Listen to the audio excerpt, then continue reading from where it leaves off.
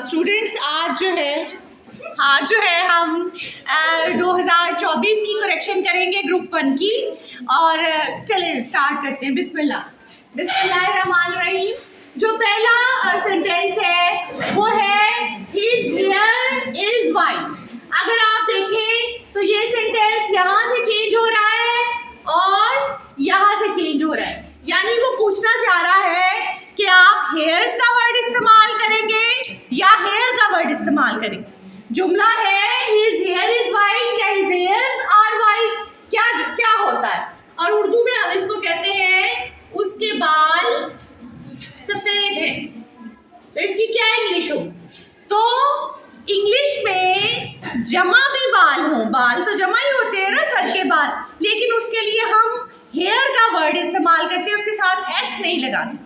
ठीक है, तो हेयर का वर्ड जो है एक तो यहाँ है और एक यहाँ। बाकी ये दोनों हेयर्स के वर्ड हैं, ये तो ऑप्शंस खत्म हो जाएंगे।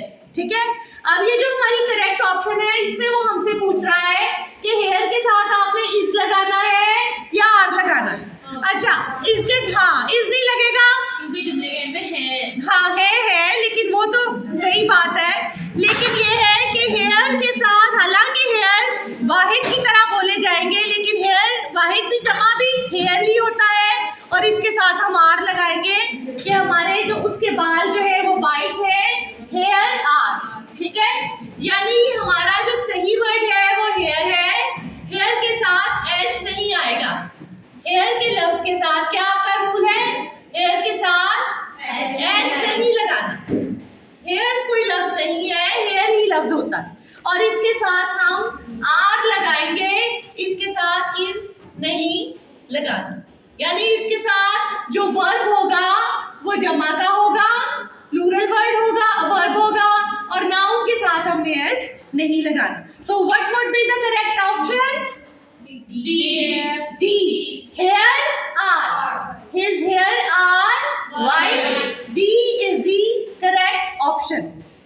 ठीक है, ये रूल्स जो है, ये जो मैंने यहाँ पे लिखवाने हैं ना, ये आपने नोट करते जाने हैं के साथ साथ, क्योंकि ये जुमला चेंज हो जाएगा, लेकिन ये रूल बार बार रिपीट होता है कि हेयर लगता है या हेयर्स लगता है, उसके साथ इज लगेगा कि आर लगेगा, हैज लगेगा कि हैव लगेगा। अच्छा, हैज जो है वो होता तो इसमें हम क्या लगाते हैं? प्लूरल लगाना है ना, वर्ब इसका प्लूरल होगा। हेयर, हैज के हैव। ठीक है, इज और आर में से क्या लगाएंगे? आर। अच्छा, लेकिन अगर हम देखें ये हो गो होता है या गोज होता प्रेजेंट इंडेफिनिट के लिहाज से, फिर क्या लगाते हैं? गोज तो सिंगुलर वर्ब है, एक के साथ लगता है, और गोज जो है ये प्लूरल वर्ब है, तो हम इसमें गो की ऑप्शन लगाते हैं।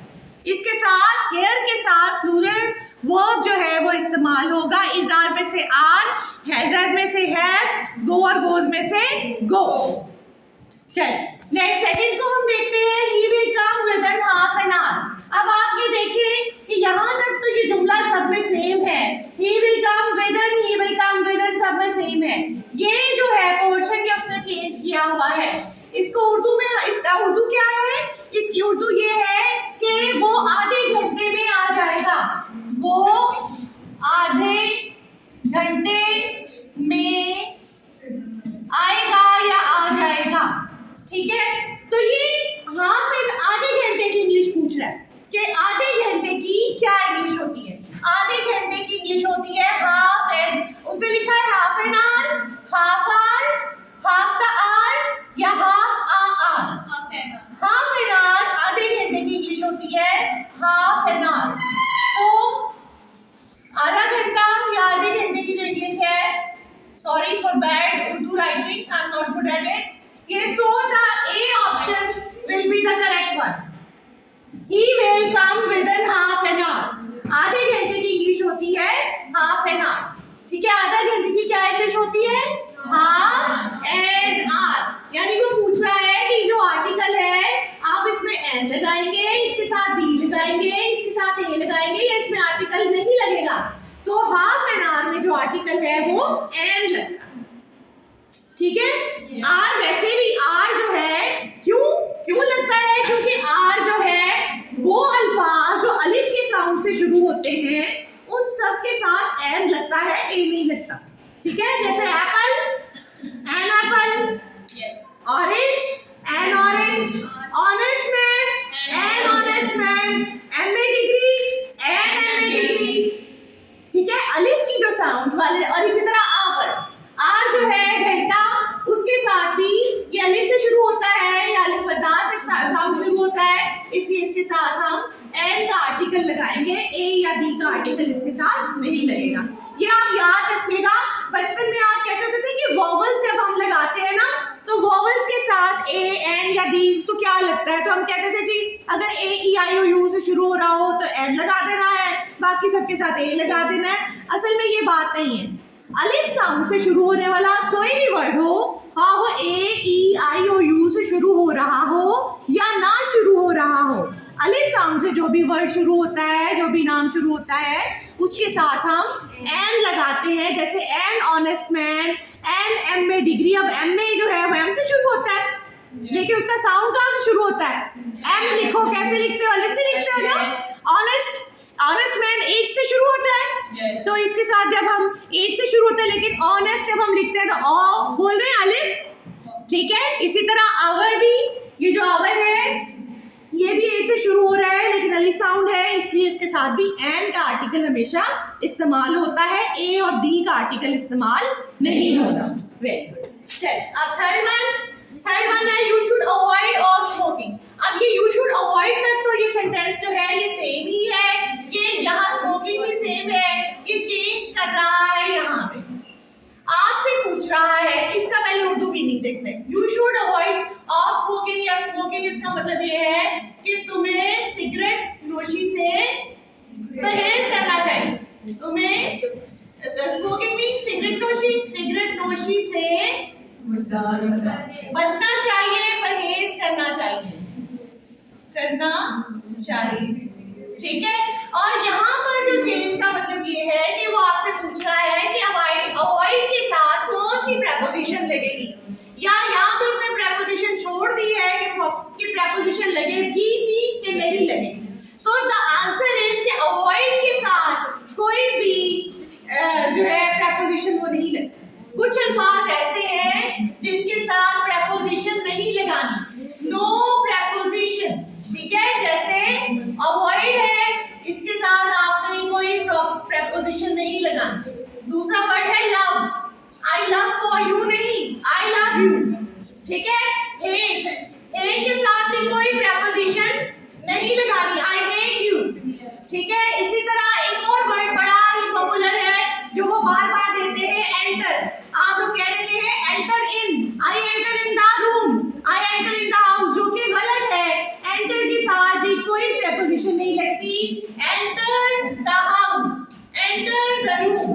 ठीक है, ये वो वर्ड्स हैं जिनके साथ आपको अक्सर प्रेपोजिशन लगा के सेंटेंसेस देते हैं, लेकिन आपने इनके साथ प्रेपोजिशन ना लगाने वाली ऑप्शन सेलेक्ट करनी है। So this B would be the right option without any preposition. You should avoid smoking, तुम्हें सिगरेट नोशी से परहेज करना चाहिए। नंबर 4 में है, ये हमने बहुत दफा प्रेपोजिशंस में भी ये हमने किया हुआ है, उस लिहाज से भी ये बहुत सेंटेंस आता है कि प्रेपोजिशन ब्लाइंड के साथ कौन सी लगती है। अब ये जुमला है she is blind of one eye, यानी वो एक आंख से अंधी है, वो एक आंख से अंधी है। ये है जी ये जुमला। वो पूछ रहा है, वो सारा सेंटेंस सेम है, सिर्फ ये प्रेपोजिशन चेंज हो रही है। वो आपसे पूछ रहा है कि अगर कोई शख्स एक आंख से अंधा है तो उसके साथ कौन सी प्रेपोजिशन आप यूज करेंगे। ब्लाइंड के साथ ऑफ लगाएंगे, बाय लगाएंगे, इन लगाएंगे, ऑन लगाएंगे, आप क्या लगाएंगे? अंधा, एक आंख से अंधा होने की होती है ब्लाइंड इन। ये बहुत दफा आप प्रेपोजिशन में भी कर चुके हैं, रेपिटेटिवली उसमें भी आती है ब्लाइंड इन, आंख से अंधा हो। ठीक हो गया? चल, now moving to number 5, it has been raining since morning। ये बहुत उनकी फेवरेट करेक्शन है, और ये करेक्शन का रूल बार बार आपको आएगा। ऐसा इसका, इसलिए मैं इसका यहाँ पर रूल लिख रही हूँ, ऐसा जुमला जिसमें since या for के बाद टाइम दिया हो, उसमें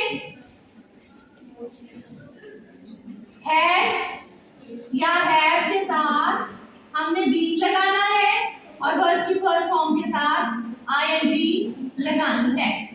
ये है इसका रूल। ऐसा जुमला जिसमें सिंस या फॉर के बाद टाइम दिया हो, ये सिंस दिया हुआ है, Yes. ये भी सिंस दिया हुआ है और उसके बाद टाइम आ रहा है, ठीक है। फ्रॉम नहीं होता इसमें, ऑप्शन होती है या सिंस लगा होता है या फॉर लगा होता है, फ्रॉम वाली ऑप्शन गलत होती है।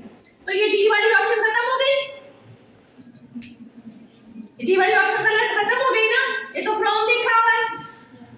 फ्रॉम वाली ऑप्शन तो हमने लेनी थी, हमने देखना है सिंस फॉर के बाद टाइम। ये मॉर्निंग दिया हुआ ना, मॉर्निंग टाइम होता है ना, morning, evening, 9 AM, 4 PM, half an our, ये सब टाइम।